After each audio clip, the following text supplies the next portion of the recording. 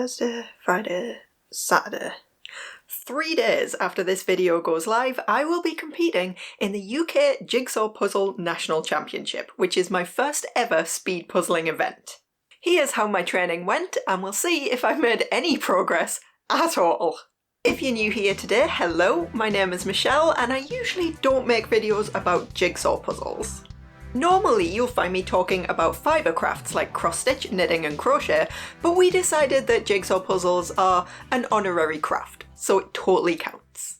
Okay, so first of all, a little bit about the event. This is the first ever official UK Nationals, and it'll be held in Bradford on Saturday, April the 5th. There is a solo division, which I was too chicken to sign up for and I believe is now sold out, and then in the afternoon is the pairs round, which is where me and my mum will be competing. As of me recording this, I'm pretty sure there are still pairs tickets available, and they said they'll have a pairs matching table there on the day if you want to just go and find a random partner. So if anyone fancies a last minute trip to Bradford, just saying. Spectators do go free, but they keep emphasising that there's standing room only and limited space, whatever that means. If you do live close by or you happen to be attending, please come over and say hello, that would be brilliant. In the pairs format, we'll have 2 hours, I believe it's from 3:30 until 5:30 in the afternoon, to complete a 500-piece puzzle as fast as we possibly can. Which sounds like a lot of time, but despite all of our practice that you're about to see, we are still both pretty much noobs, and I don't think we'll be very competitive at all. If we can just finish in the allotted time, honestly, we'll be chuffed. We're just excited to be taking part. Or rather, I'm excited, Mum is terrified, I'm still amazed she agreed to do this, and if we get through the day without her having a nervous breakdown, it'll be a huge success. There is going to be a live stream of all of the shenanigans over on the UK JPA YouTube channel, I'll link that in the description down below. And I can't imagine we'll get on camera much, if at all, because we're just nobodies, and I think they said the capacity is 200 pairs. But if they are mentioning competitor names, bear in mind I'll be competing under Tansley, not May, for this one, so keep an ear out. This event was announced out of seemingly nowhere during the live stream of last year's Jigsaw Puzzle World Championship, which, yes, that is a thing, and it's also great and you should watch it. After a bit of confusion about the tickets and some waiting around for more details to be announced, we decided to give it a whirl. We secured our tickets, and I've been slowly building up a collection of cheap second-hand 500-piece puzzles ever since. I can't afford to buy new puzzles, so I can't pick the exact ones I want. I'm at the whims of the second-hand market. But practice is practice, and it's all good fun. My first ever attempt at speed puzzling was actually during Worlds. I think it was before UK Nationals had been announced. And I picked the only 500 piece I owned at the time, which turned out to be an absolutely terrible choice. Cool puzzle, but not made for speed puzzling at all. Add to this the fact that I was puzzling on the floor, in bad lighting, and of course while watching TV, and this one took me 4 hours 52 minutes, which is not exactly a roaring success. But, undaunted, I wandered off to the charity shop and came home bearing gifts.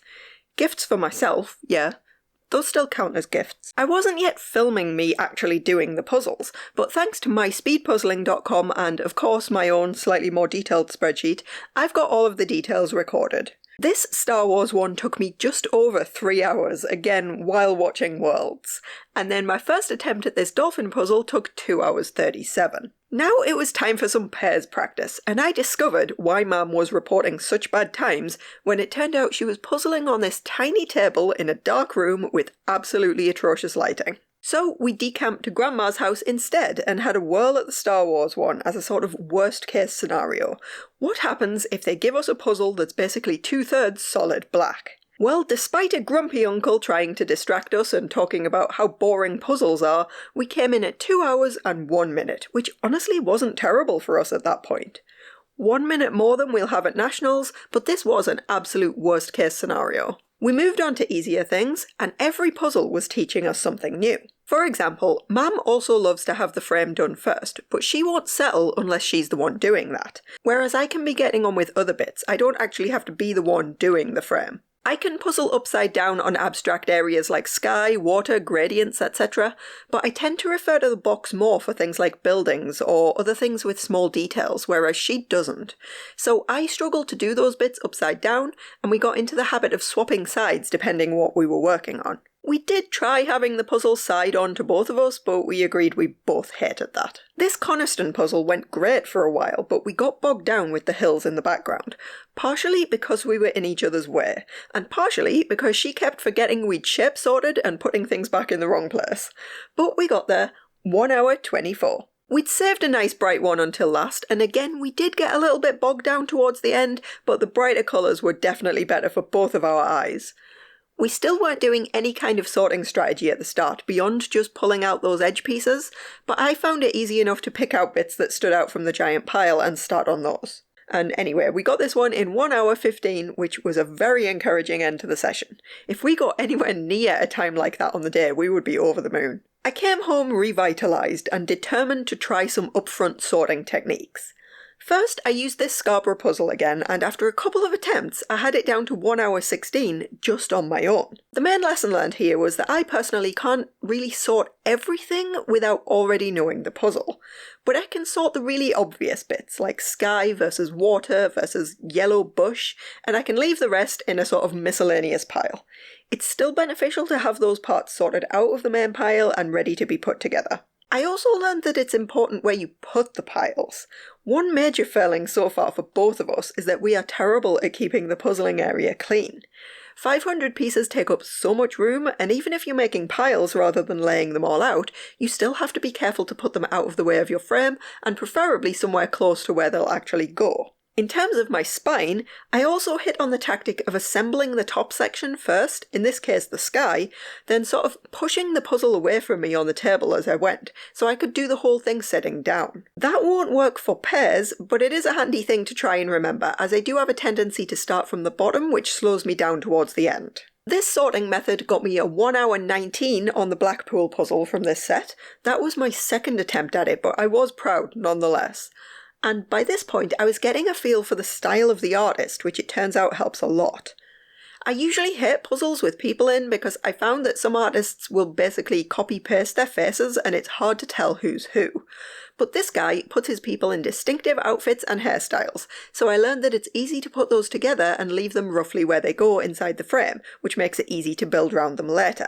I then took a break and tried a completely new to me brand, corner piece. Busy puzzles are my nemesis, so I didn't expect this one to go well, but I was not prepared for 1 hour 42.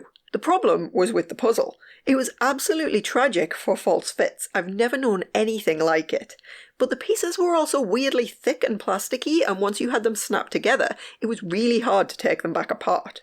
So combine false fits with trying not to rip the pieces, and it was just a nightmare through and through. I had a few more of this brand on the way from Vinted, and I was really regretting it at this point. You can even see where the previous owner had this problem too. I had wondered why the pieces looked so beat up on first glance, but now we know. Anyway, the valuable lesson from this one was to go with my gut in terms of which part to assemble next, but also when to cut my losses and move on to something else. Also that you shouldn't knock half the puzzle off onto the floor with your elbow. That's a pro strat for you right there. I am so happy to say the other corner piece puzzle that I had was completely different. There were still a few false fits, but the pieces were just normal cardboard and weren't anywhere near as problematic.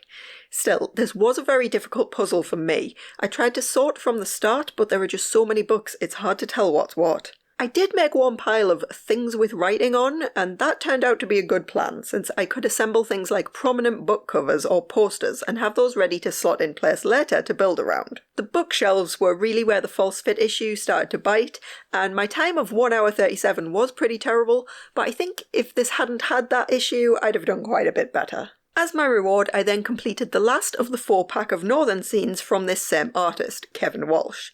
This was probably the hardest of the 4, as there is a lot of samey building, so my attempted sorting didn't really work. Knowing when to try this and when to not, or I guess how to decide what you're sorting when you only saw the puzzle for the first time 10 seconds ago, is an important skill to learn in speed puzzling, and that's something I want to work on. Still, those cars were enjoyably easy, so it's got that going for it. And I ended up with a time of 1 hour 30, which is actually a personal best for a very first time where I'd never even looked at the puzzle image before. I could definitely get this further down with better sorting next time, but I only know how to sort it better because I've already done it once. So that doesn't help since the puzzles at Nationals are brand new and unreleased. Still though, Personal best. At our second pairs practice, I just got a new table-mounted tripod and clearly had not figured out how best to position it. So you've got the middle part of a portrait puzzle, much like the time we went to Chicago Zoo and Dave took a photo of just the middle part of a seal. Anyway, we knew we would both hate this cat, so it was a good thing to practice first. And yeah, he was quite tricky. But actually, despite this being Ravensburger, we were really surprised to find that this particular puzzle again had a terrible problem with false fits. I want to look at what year this one came out and compare it with my other ones, because I've not had this problem with any of the others from the same brand. But that really slowed us down and also annoyed us, which getting annoyed kind of slows you down as well and it becomes a vicious cycle. So we were very happy to finish this one, even if it took us 1 hour 27. I'd recently got my hands on my first Clementoni puzzle, and it's a completely different style to anything we've done before. So we dove in and actually both really enjoyed this.